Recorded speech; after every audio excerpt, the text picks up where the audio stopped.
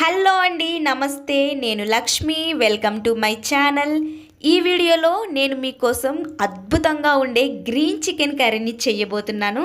Green chicken curry అంటే ఏవేవో వేసి చేయడం కాదండి, ఇంట్లో ఉండే వాటితోనే సింపుల్గా సూపర్ టేస్ట్నిచ్చే గ్రీన్ చికెన్ కర్రీ అనమాట.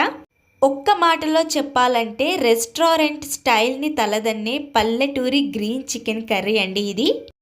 ఈ గ్రీన్ చికెన్ కర్రీ టేస్ట్ అయితే మామూలుగా ఉండదండి, అద్దిరిపోతుంది. సో డెఫినెట్గా వీడియో మొత్తం ఎండ్ వరకు చూసి మీరు కూడా ట్రై చేయండి. దానికంటే ముందు మీరు ఇంకా నా ఛానల్ని సబ్స్క్రైబ్ చేసుకోకపోతే ప్లీజ్ వెంటనే నా ఛానల్ని సబ్స్క్రైబ్ చేసుకోండి. ముందుగా అయితే మనం గ్రీన్ గ్రేవీ పేస్ట్ని తయారు చేసుకోవాలి. అంటే ఏం లేదండి, పుదీనా, కొత్తిమీర, పచ్చిమిర్చి ఈ మూడిటిని శుభ్రంగా కడిగి ఒక మిక్సీ జార్లో వేసుకొని మెత్తగా పేస్ట్ లాగా తయారు చేసుకోవాలి.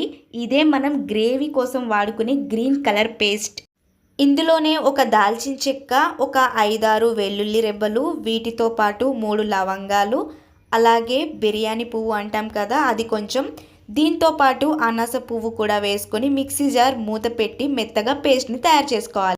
ఇప్పుడు బాండీలో 4 టేబుల్ స్పూన్ల నూనె వేసుకోవాలి. నూనె బాగా కాగాక బిర్యానీ ఆకు, బండ పువ్వు, షాజీరా వేసుకున్న తర్వాత కొద్దిగా కరివేపాకును కూడా వేసుకొని ఇవి వేగిన తర్వాత సన్నగా తరిగిన ఉల్లిపాయ ముక్కల్ని కూడా వేసుకొని వేయించుకోవాలి.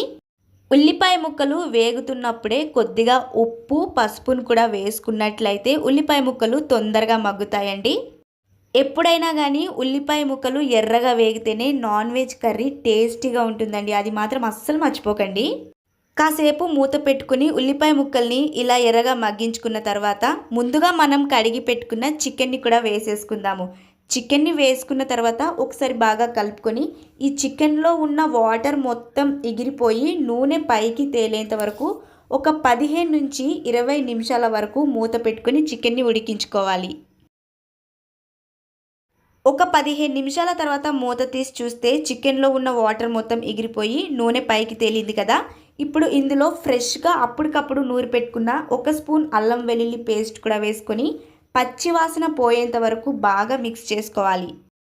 ఇలా కలుపుకున్న తర్వాత ముందుగా మనం తయారు చేసి పెట్టుకున్న గ్రీన్ పేస్ట్ని వేసుకోవాలి. ఈ గ్రీన్ పేస్టే గ్రీన్ కలర్లో గ్రేవీగా ఉపయోగపడుతుందన్నమాట.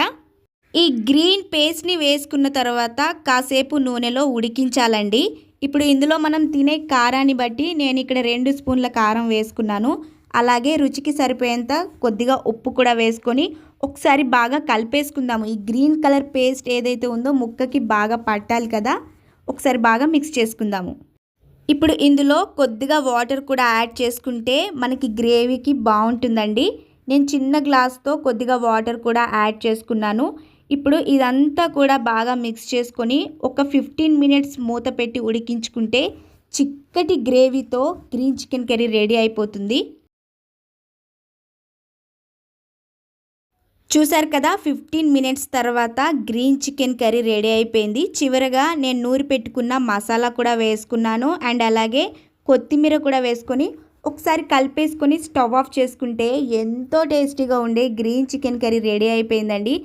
ఈ కర్రీ రైస్లోకి, రోటీలోకి, ఇంకా చెప్పాలంటే బిర్యానీలో కూడా అద్దిరిపోతుంది. సో డెఫినెట్గా వీడియో మొత్తం ఎండ్ వరకు చూసి మీరు కూడా ట్రై చేసి ఒక చిన్న కామెంట్ చేయండి, నాకు ఈ కర్రీ ఎలా వచ్చింది ఏంటి అనేది. ఈ గ్రీన్ చికెన్ కర్రీ చేయడం చాలా ఈజీ అండి. మనకి ఇంట్లో ఉండే మసాలా దినుసులతోటే ఈజీగా టేస్టీగా చేయొచ్చు. రెస్టారెంట్ స్టైల్ అయితే తప్పకుండా వస్తుంది. సో మీరు కూడా డెఫినెట్గా ఇలా సింపుల్గా ఇంట్లోనే గ్రీన్ చికెన్ కర్రీని తయారు చేసుకోండి. ఇంతకీ ఈ వీడియో మీకు నచ్చిందో లేదో నాకు ఒక చిన్న కామెంట్ రూపంలో చెప్పండి. ఒకవేళ నచ్చినట్లయితే ఒక లైక్ కొట్టి మరిన్ని వీడియోస్ కోసం ప్లీజ్ నా ఛానల్ని సబ్స్క్రైబ్ చేసుకోండి. నన్ను ఇలాగే సపోర్ట్ చేస్తూ ఉండండి.